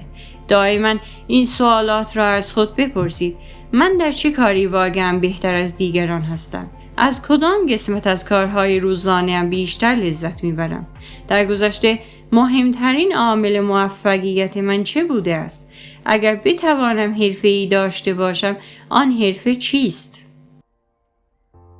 اگر با خریدن بلیت بخت آزمایی یا چیزی مشابه آن مبلغ زیادی پول به دست آورید و این آزادی را داشته باشید که بقیه عمرتان را به کاری که دوست دارید مشغول شوید، چه کاری را انتخاب خواهید کرد؟ برای اینکه مشغول به کار مورد نظر شوید، چه مقدماتی را باید فراهم کنید تا بتوانید آن را به بهترین صورت انجام دهید؟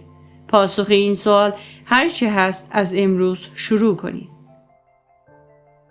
11.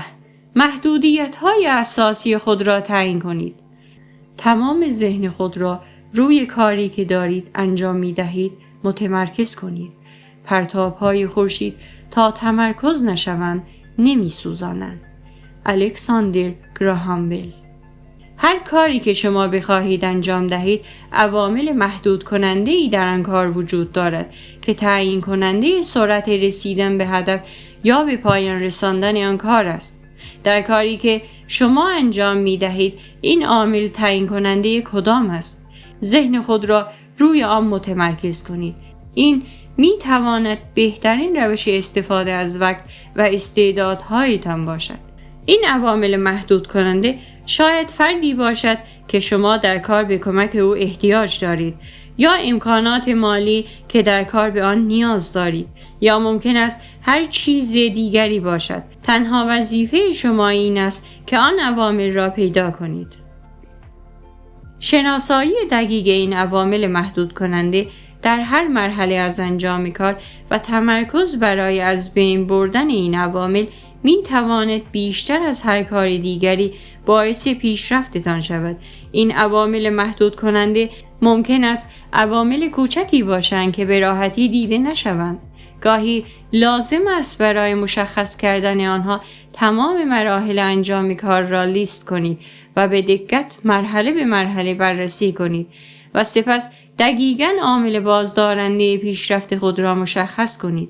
صادقانه به سازمان خود و یا به درون خودتان نگاه کنید تا بتوانید عوامل محدود کننده را پیدا کنید و برای از بین بردنشان اقدام کنید.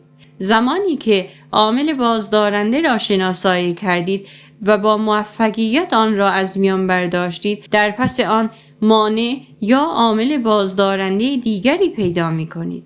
صرف نظر از اینکه عامل مربوطه بسیار پیش پا افتاده، مثل صبح به موقع سر کار حاضر نشدن، یا بسیار مهم مثل انتخاب یک حرفه نامناسب باشد. همیشه عوامل محدود کننده یا تنگناهایی وجود دارد که سرعت پیشرفت شما را مشخص می کند. وظیفه شما این است که آنها را پیدا کنید و برای از بین بردن آنها در اسرع وقت تلاشتان را بکنید. قورباغه را قورت بده. همین امروز مهمترین هدف زندگیتان را پیدا کنید. هدفی که بیشترین تأثیر را بر زندگی کاریتان خواهد داشت. زمانی که هدف اصلیتان را پیدا کردید، از خودتان بپرسید چه عاملی است که تعیین کننده سرعت من در رسیدن به این هدف است؟ چرا تاکنون به آن نرسیدم؟ چه ویژگی هایی در من وجود دارد که من را از رسیدن به هدفم باز می دارد؟ جواب هر چه که بود، شما باید برای از بین بردن فوری آن کاری انجام دهید. هر کاری که فوراً به فکرتان می رسد را شروع کنید. 12. هر بار یک بشکه به جلو بروید.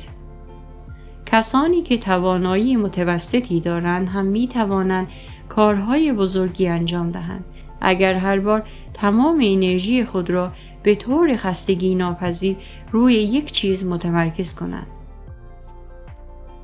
یکی از اساسی ترین روش های غلبه بر تنبلی این است که به جای آنکه به تمام کار بزرگی که مقابلتان قرار گرفته فکر کنید، ذهن خود را فقط روی همان قسمتی که در حال انجام هستید متمرکز کنید. یکی از بهترین راه‌ها برای خوردن یک قورباغه بزرگ این است که هر بار یک لقمه از آن را بخورید. چندین سال پیش من از دل صحرای آفریقا عبور می کردم. صحرای تانزروفت در اعماق الجزایر فعلی. در آن زمان سالها بود که فرانسوی‌ها صحرا را به حال خود رها کرده بودند. صحرایی بی‌آب و علف که بیش از 800 کیلومتر پهنا داشت و در آنجا پرنده‌ای پر نمی‌زد. سالها قبل بیش از 1300 نفر هنگام عبور از این صحرای پهناور ناپدید شده بودند.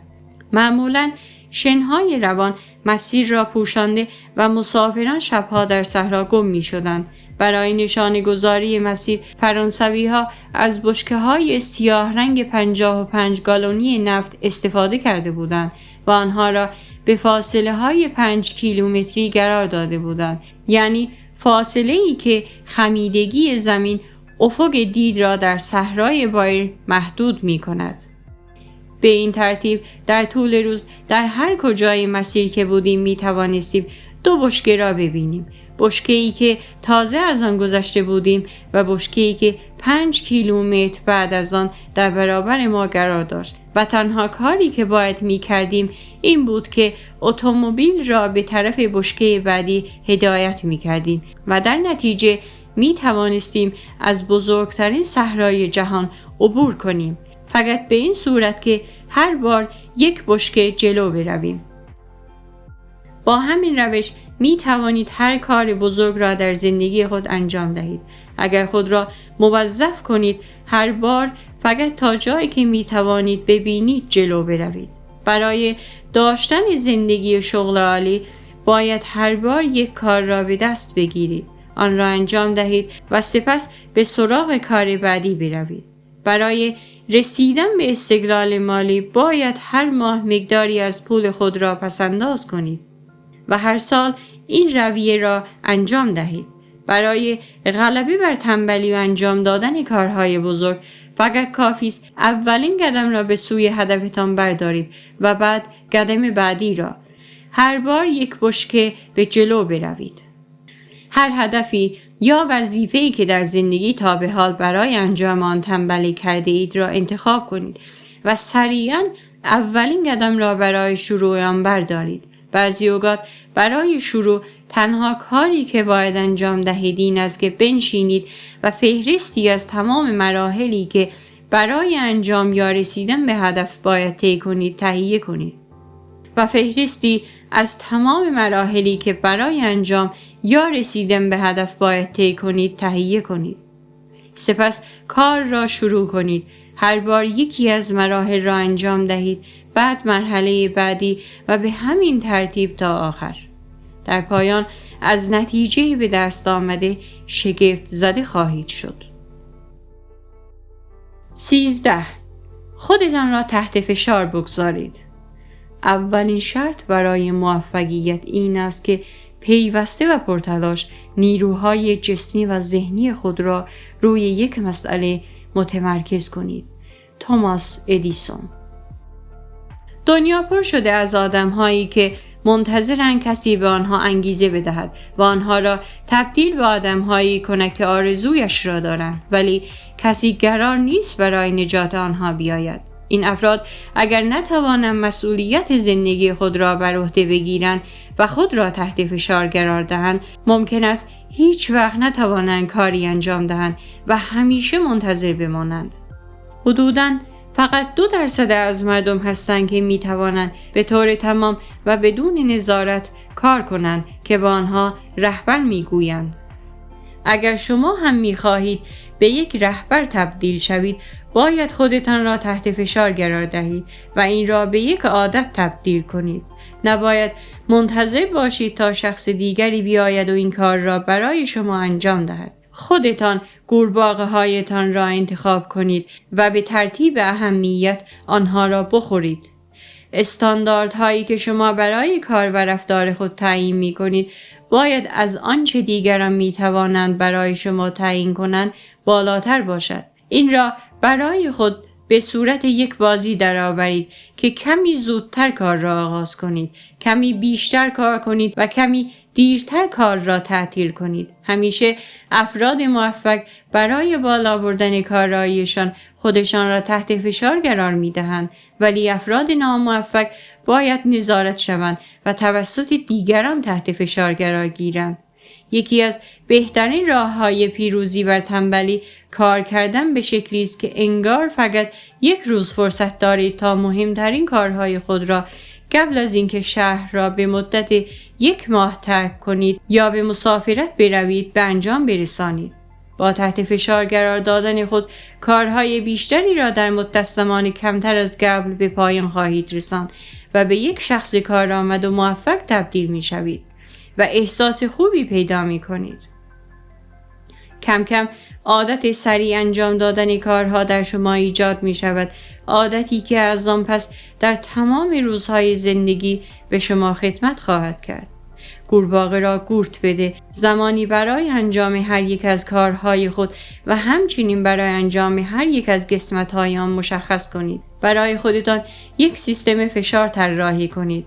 بار خود را کم کم زیاد کنید و اجازه ندهید از میدان بدر شوید. وقتی مهلتی برای خود مشخص کردید به آن پایبند باشید و حتی سعی کنید کار را زودتر از آن مهلت تعیین شده انجام دهید.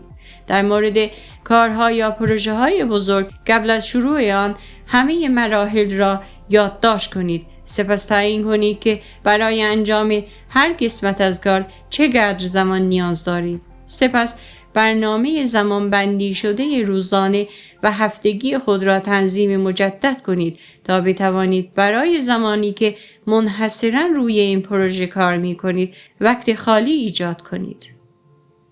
14. قدرت‌های فردی خود را به بالاترین حد برسانید. همه سرمایه‌های خود را یک جا جمع کنید. تمام استعدادهای خود را گرد آورید. نیروهای خود را آرایش دهید و همه توانایی خود را برای مسلط شدن روی حداقل یک کار متمرکز کنید. جان هاگای.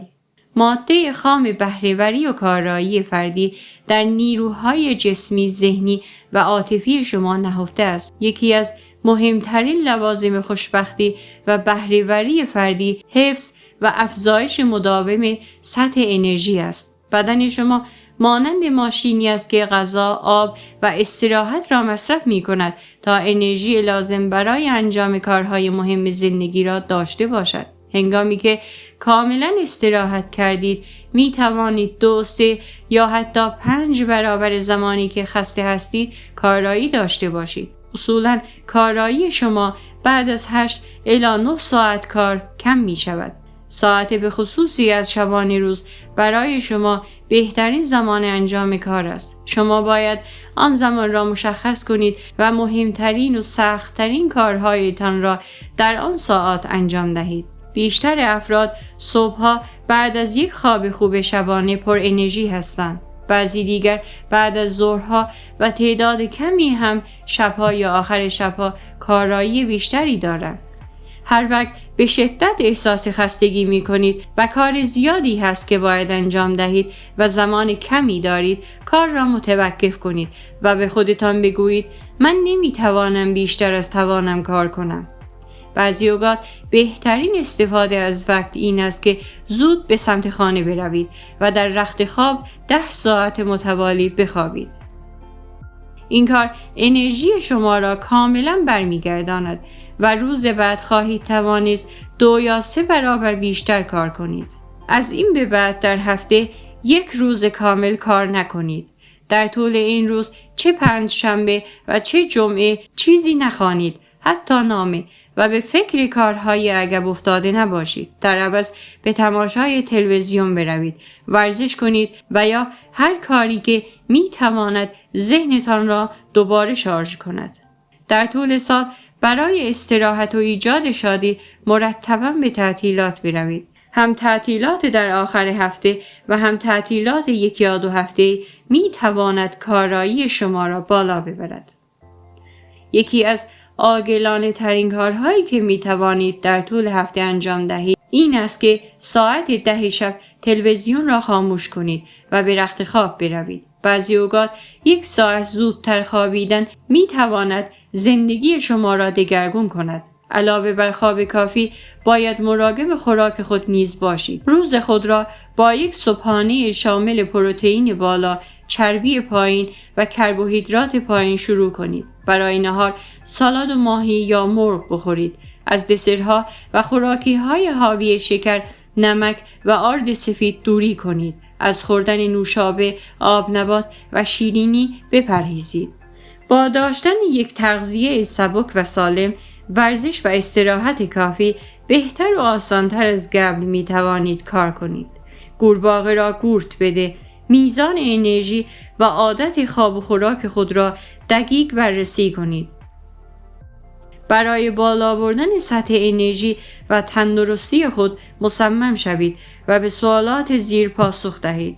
کدام یک از فعالیت‌های جسمی خود را باید بیشتر کنم؟ کدام یک از فعالیت‌های جسمی خود را باید کمتر کنم؟ برای آنکه بالاترین سطح عملکرد را داشته باشم، باید چه فعالیتی را آغاز کنم؟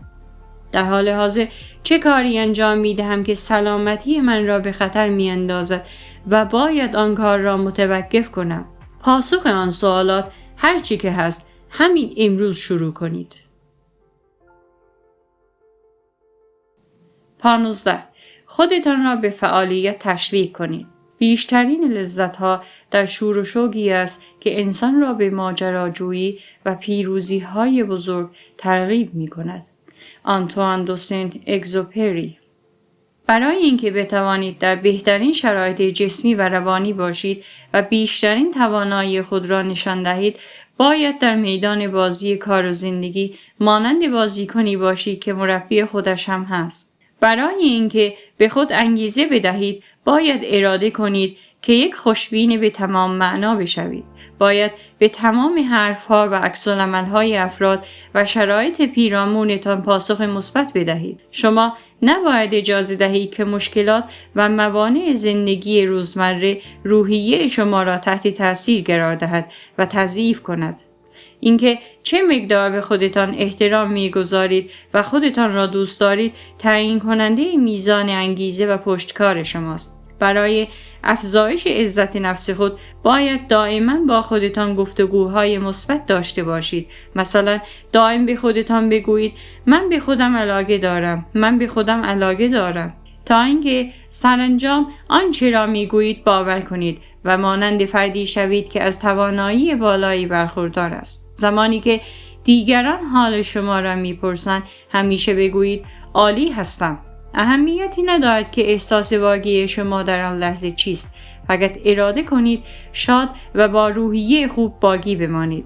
بسیاری از روانشناسان در تحقیقات خود به این نتیجه رسیدند که خوشبینی مهمترین ویژگی است که با استفاده از آن می توانید خوشبختی و موفقیت شخصی و شغلی خود را افزایش دهید. افراد خوشبین 3 ویژگی دارند که از طریق تمرین و تکرار آنها را کسب کردند. این 3 ویژگی عبارتند از: اول، افراد خوشبین در هر شرایطی که باشند فقط به دنبال نکات مثبت هستند. برای آنها اهمیتی ندارد که چه مشکلی مقابلشان باشد. آنها به دنبال نکات مثبت و سودمند هستند و تعجبی ندارد که همیشه آن را پیدا می‌کنند. دوم، افراد خوشبین در هر شکست یا مشکلی همیشه به دنبال گرفتن درس ارزشمندی هستند. به عقیده آنها مشکلات ما را متوقف نمی‌کنند بلکه به ما آموزش می‌دهند. به عقیده آنها در هر شکست یا موانع درس عبرت ارزشمندی وجود دارد که با استفاده از آن می‌توانند به پیشرفت بیشتری برسند و در تلاش هستند که این درس را بیاموزند. سوم، افراد خوشبین همیشه برای هر مشکلی به دنبال راه حل آن هستند. در هنگام رویارویی با مشکل به جای ناله و شکایت یا مقصر قرار دادن دیگران به دنبال راه حل می‌گردند و از خودشان سوالاتی اینچنین می‌پرسند: راه حل این مشکل چیست؟ الان می‌توانیم چه کاری انجام دهیم؟ قدم بعدی چیست؟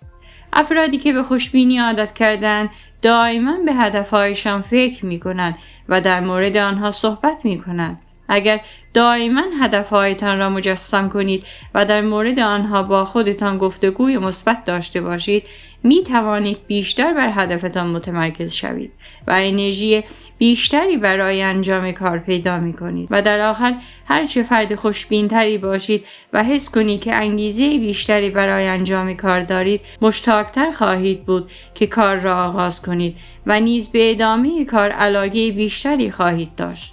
قورباغه را قورت بده. کنترل افکارتان را در دست بگیرید. بدانید که در بیشتر مواقع به همان شخصی تبدیل می شوید که به آن می اندیشید. فقط به چیزهایی فکر کنید و درباره آن با خودتان صحبت کنید که می خواهید داشته باشید. با پذیرش مسئولیت کامل اعمال خود می توانید ذهنی مثبت داشته باشید. به هیچ وجه دیگران را مقصر ندانید و از آنها شکایت نکنید. به جای آنکه برای شکست‌هایتان دلیل تراشی کنید، اراده کنید که پیشرفت کنید. ذهن و انرژیتان را روی آن چیزی که می‌تواند به پیشرفت زندگیتان کمک کند متمرکز کنید و سپس از آنچه پیش می‌آید شگفت زده خواهید شد. 16. روش تنبلی سازنده را تمرین کنید. دائما برای انجام وظایف اصلی خود وقت ایجاد کنید. هر روز برای انجام کارهای فردا برنامه‌ریزی کنید. همان اول صبح چند کار کوچکی که باید حتما انجام شود را انجام دهید. سپس بلافاصله به سراغ کارهای مهم و اصلی بروید و آنها را ادامه دهید تا به اتمام برسند. برادروم ریپورتس. یکی از اساسی ترین روش‌های بالا بردن کارایی فردی استفاده از تکنیک تنبلی سازنده است که زندگی شما را دگرگون می‌کند. واقعیت این است که هیچ کسی حتی شما هم نمی‌توانید به همه کارهایی که باید انجام دهید برسید و آنها را تمام کنید. برای همین باید در انجام بعضی از کارها تنبلی کنید. به عبارت دیگر باید قورباغه‌هایی که کوچکتر هستند و زشتی کمتری دارند را نخورید و به جای آنها بزرگترین و زشترین قورباغه را قورت دهید. فرق بین افراد کارآمد و افراد کم کارآمد تا حد زیادی از طریق اینکه در انجام چه کاری تنبلی می‌کنند قابل تشخیص است، چون به هر حال باید در انجام برخی کارها تنبلی کنید. از حالا تصمیم بگیرید که کارهای کم ارزش که در پیشرفت زندگی شما نقش مهمی ندارند را انجام ندهید و به دیگران بسپارید. کارهایی که در اولویت اصلی شما قرار دارند را به سرعت انجام دهید و برایشان وقت بیشتری صرف کنید. ولی کارهایی که در اولویت اصلی شما قرار دارند را به سرعت انجام دهید و برایشان وقت بیشتری صرف کنید. ولی کارهایی که در اولویت شما نیستند را انجام ندهید. یا به دیگران محول کنید و یا وقت کمتری برای آنها صرف کنید. قانون میزان موفقیت شما در استفاده بهتر از وقت و کنترل زندگی فقط به این بستگی دارد که تا چه حد می توانید از انجام کارهایی که در زندگی شما اهمیت کمی دارند دست بردارید. کلمه نه یکی از پرقدرت‌ترین کلمات در مدیریت زمان است.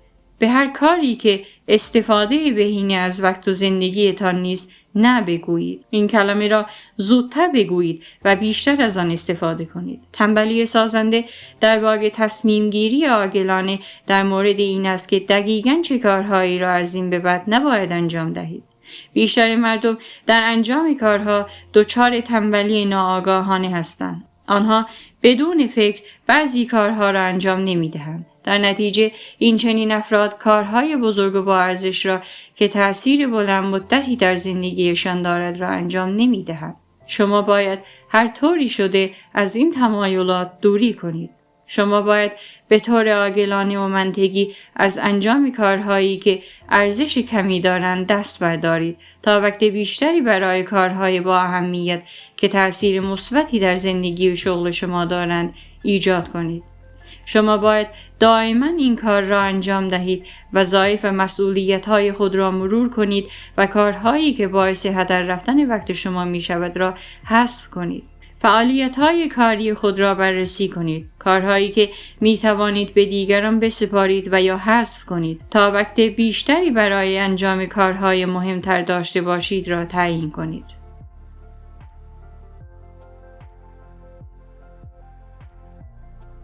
17. اول سخت‌ترین کار را انجام دهید. هرچه بیشتر از زندگیم می‌گذرد بیشتر مطمئن می‌شوم که تفاوت عمده انسان‌ها، تفاوت بین انسان قوی و ضعیف، بین انسان بزرگ و کوچک، میزان توانایی یا اراده استوار و خلل ناپذیر را برای خود مشخص می‌کند. دو راه بیشتر پیش رو ندارید، یا مرگ یا پیروزی.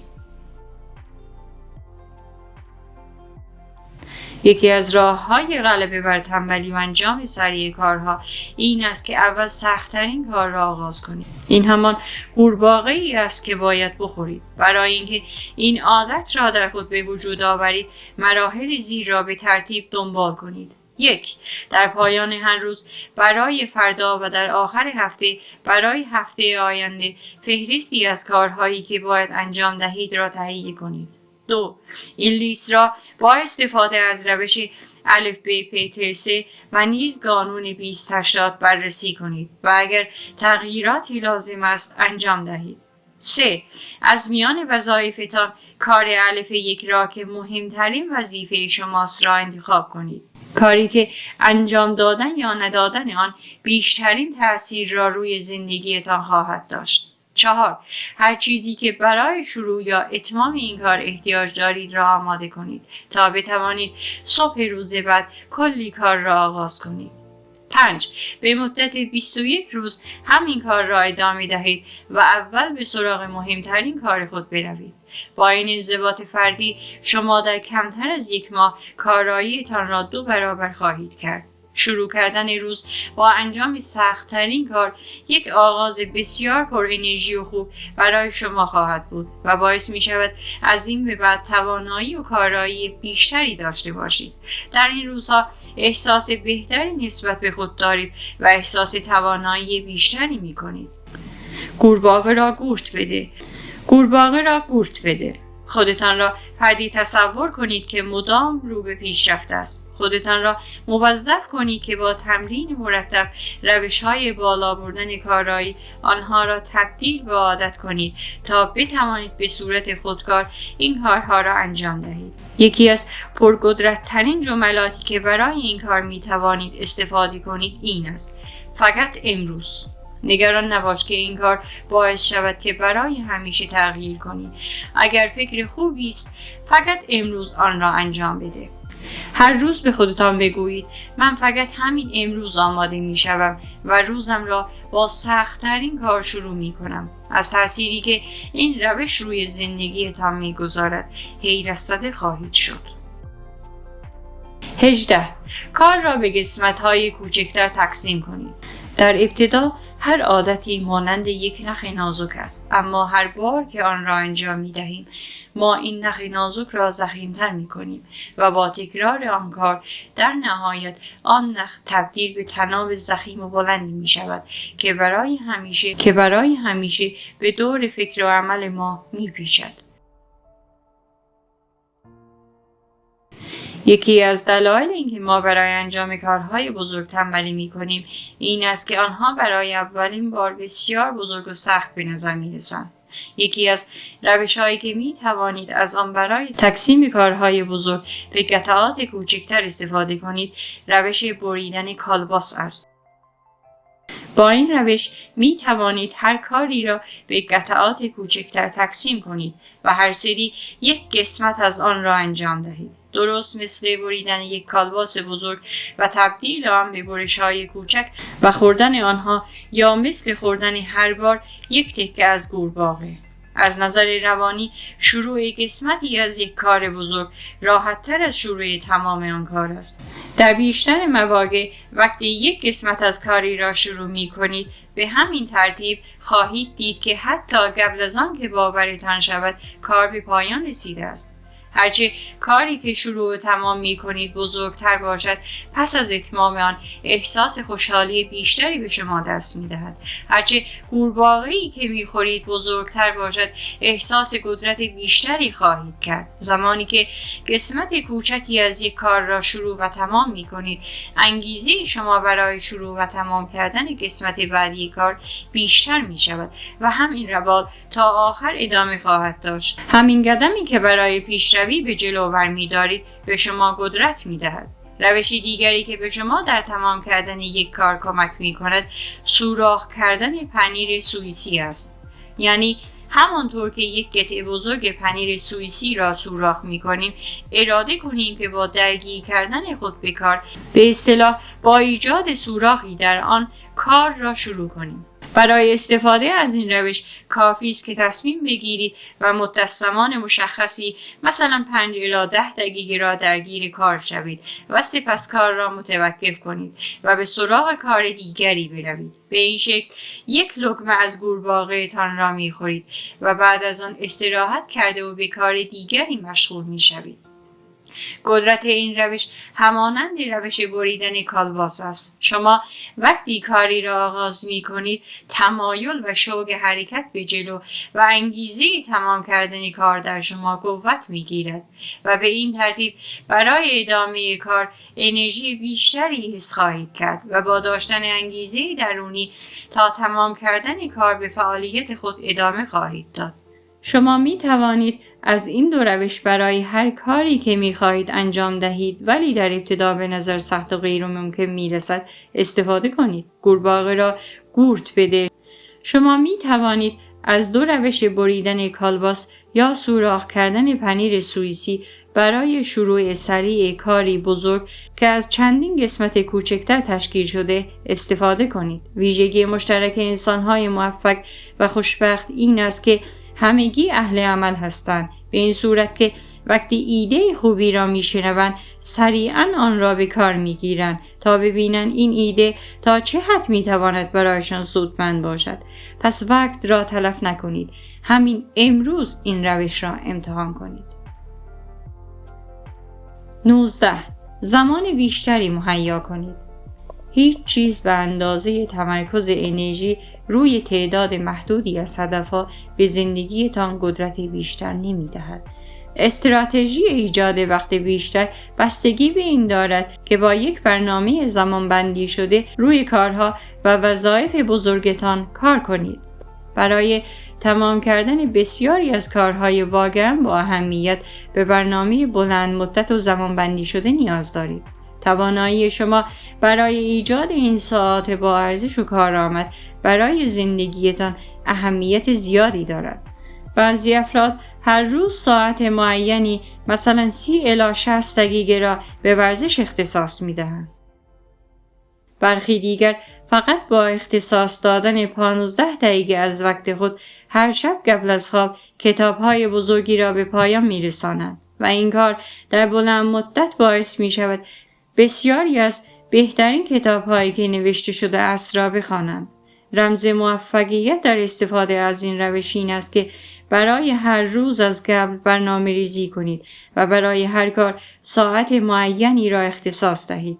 بسیاری از افراد موفق برای روز خود از قبل برنامه‌ریزی می‌کنند و ساعت مشخصی را برای هر کار اختصاص می‌دهند.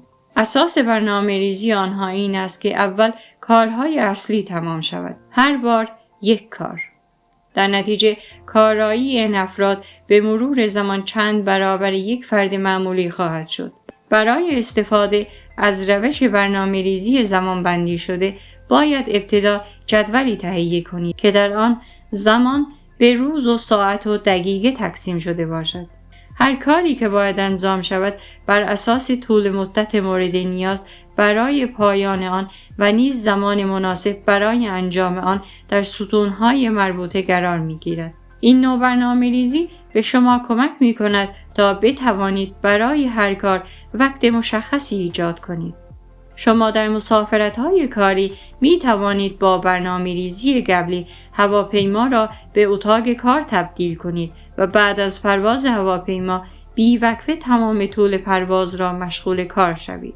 از میزان پیشرفت کارتان در مدت پرواز که هیچ مزاحمتی وجود ندارد تعجب خواهید کرد. یکی از رمزهای بالا بردن کارایی این است که هر دقیقه را به حساب آورید.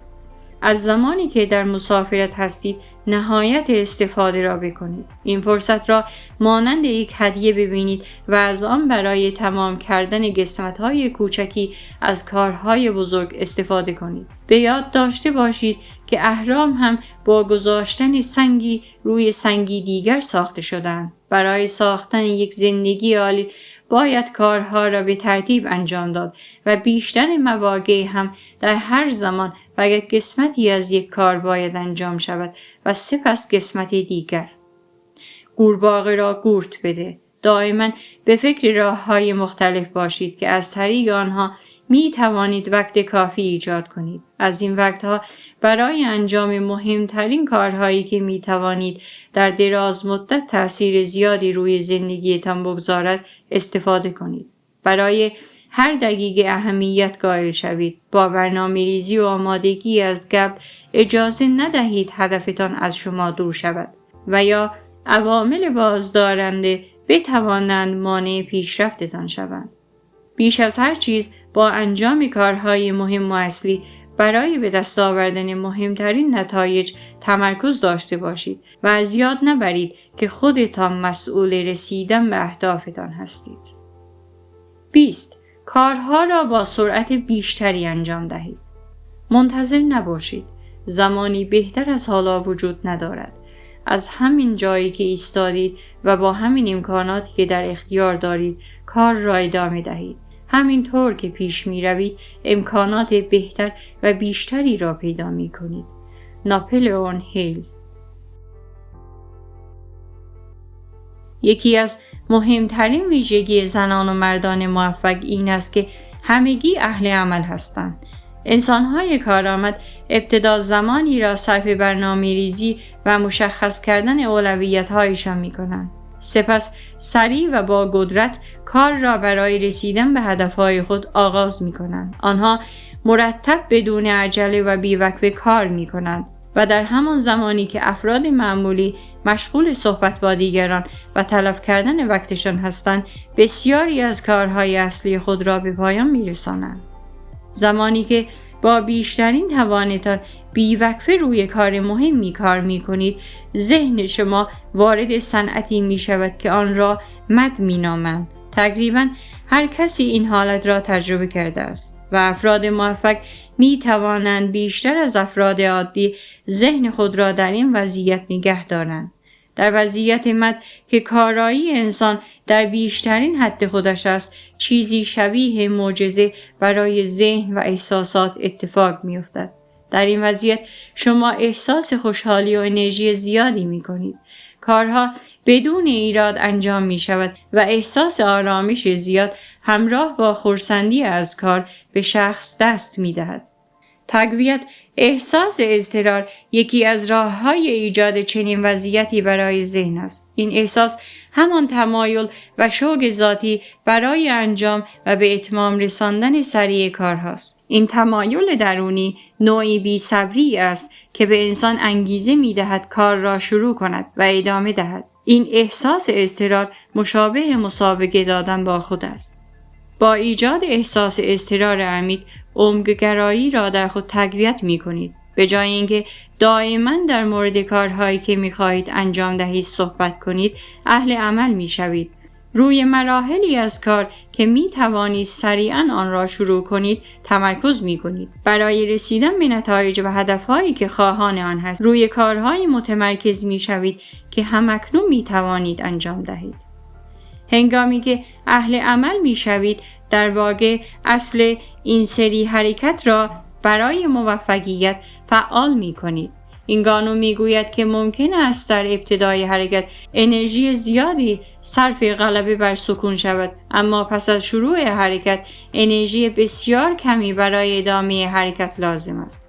جالب این است که هرچه سریعتر حرکت کنید، انرژی بیشتری کسب می‌کنید.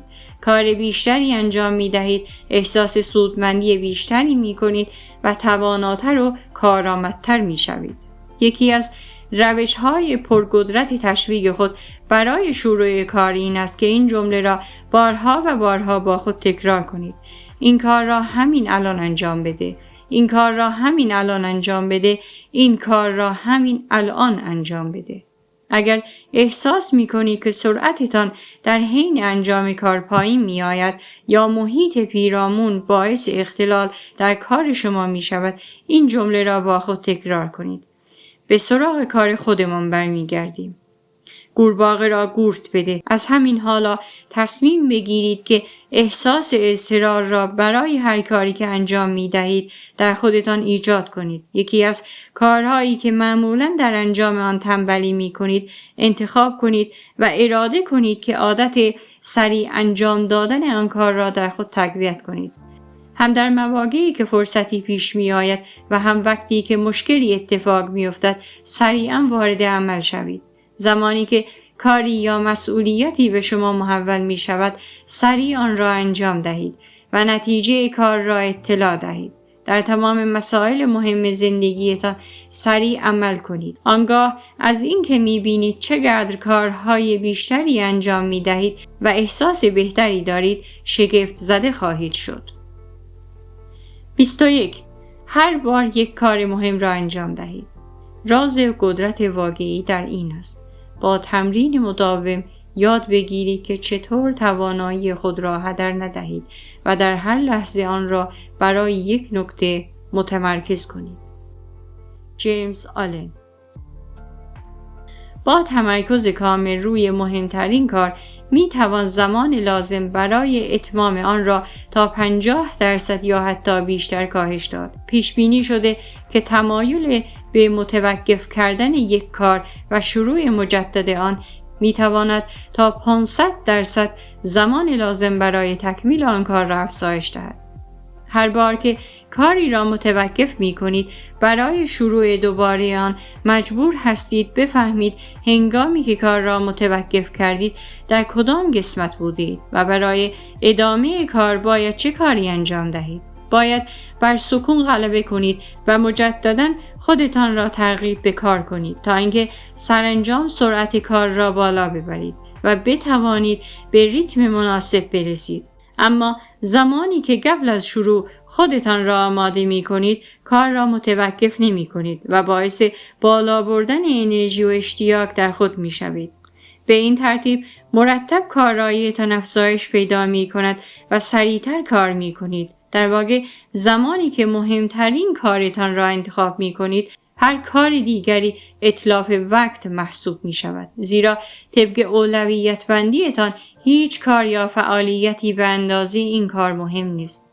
آلبرت هوبارد انضباط فردی را اینگونه تعریف می کند: توانایی مجبور کردن خود به انجام کاری که باید در زمان معینی به پایان برسد، چه دوست داشته باشید چه نداشته باشید. به عنوان آخرین نکته باید بگویم که موفقیت در هر زمینه مستلزم داشتن انضباط بسیار زیادی است.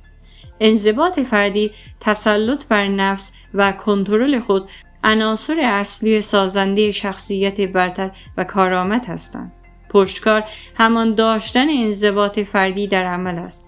جالب اینجاست که هر چقدر خود را بیشتر موظف به پشتکار و پایداری در کار کنید، خودتان را بیشتر دوست خواهید داشت و بیشتر به خودتان احترام خواهید گذاشت و در نتیجه عزت نفس شما افزایش خواهد یافت. با تمرکز کامل روی مهمترین و اصلی ترین کار و ادامه کار تا پایان 100% آن، در واقع به شخصیت خودتان شکل و قالب تازه‌ای می‌بخشید و تبدیل به فرد برتر می‌شوید. با این کار انسانی قوی‌تر و تواناتر خواهید شد و احساس قدرت بیشتری می‌کنید. سرانجام احساس می‌کنید که از عهده هر کاری و رسیدن به هر هدفی برمی‌آیید و بر سرنوشت خود مسلط می‌شوید. قورباغه را قورت بده، دست به کار شوید. همین امروز مهمترین کار یا پروژه‌ای که باید تمام شود را انتخاب کنید و فوراً کار را شروع کنید. به محض اینکه اصلی ترین کارتان را شروع کردید، خود را موظف کنید تا آن را بی‌وقفه و بدون تأخیر تمام و کمال انجام دهید. به این کار به عنوان امتحان نگاه کنید. ببینید آیا شما آدمی هستید که بتوانید تصمیم به انجام کاری بگیرید و آن را تا آخر انجام دهید؟ وقتی کاری را شروع کردید، اجازه ندهید هیچ چیز در انجام آن وقفه ایجاد کند.